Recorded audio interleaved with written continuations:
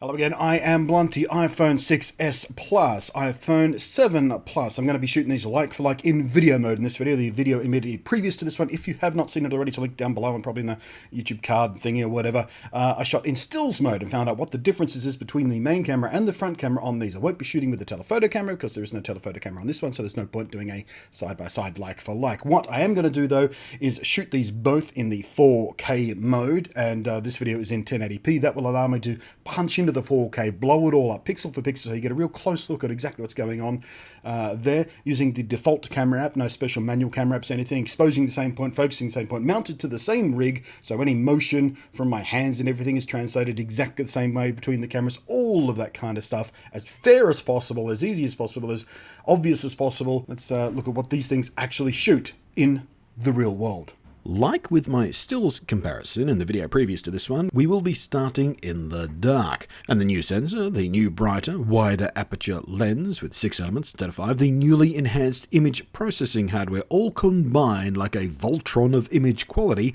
to deliver cleaner, smoother, more detailed low-light shots with significantly more detail in the shadows and better detail across the entire dynamic range in fact.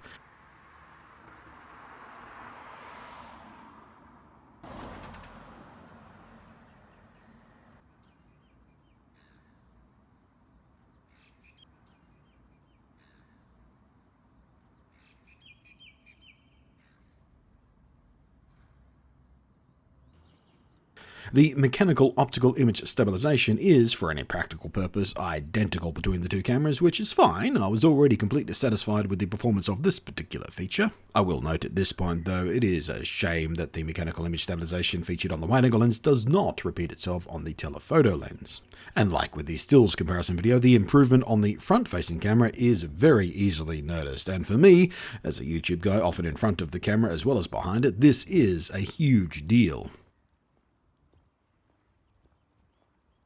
And the front-facing camera is a brand new sensor, apparently a second generation Sony Exmor RS sensor, which is good news for everybody because those are very, very good sensors. But while in photo mode, the sort of lens field of view is pretty much the same, in video mode, the higher resolution of this sensor mean it's a different sort of video crop essentially, which means the upshot of it is, as you can see for yourself, the front-facing camera in video mode is now wider, which is fantastic news because I've said it many times, the front-facing camera is just a little bit tight for my tastes, but now the new wider one's just about perfect for an arm's length sort of mid shot.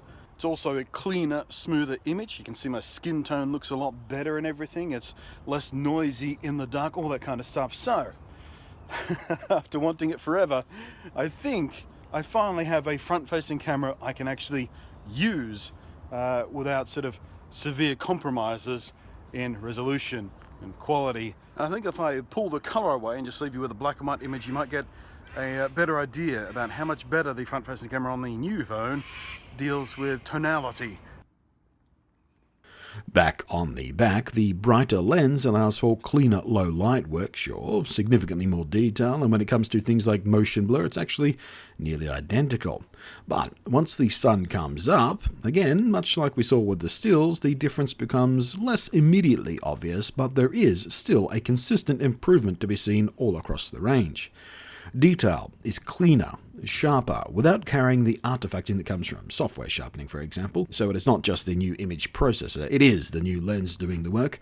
The iPhone 7 Plus holds on to highlights a bit better while still retaining more detail in the shadows. The wider aperture on the lens also gives you slightly more background blur when doing close-ups and macros. But of course, with a sensor this size, it's never going to be quite as dramatic as something like a Micro Four Thirds mirrorless camera or a DSLR. And it's not so much of a difference as you could instantly tell an iPhone 7 Plus shot from a 6s Plus shot, but it is something easy to spot side by side, and it is a largely desirable thing for most shooters. Color, contrast, and white balance are all handled near enough identical between the two phones. The 7 Plus is slightly, but frankly not significantly improved in these respects in video mode, a difference that is slightly more pronounced in stills.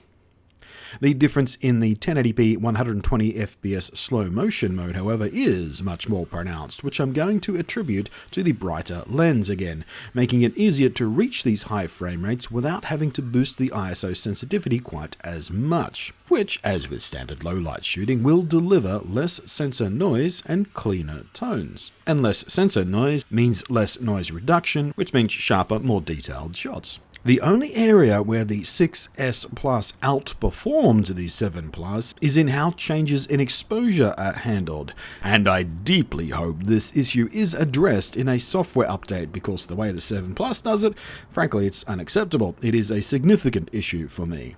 The 6S Plus makes a slower, smooth adjustment when moving between very bright and very dark subjects, while the 7 Plus makes a hideously jarring, distinct, jumpy kind of transition, which is no doubt faster, as you can see, but it does make any such transition close to unusable for me. I personally find it far too distracting, I find it ugly as sin, and it's not something that I want in my video productions.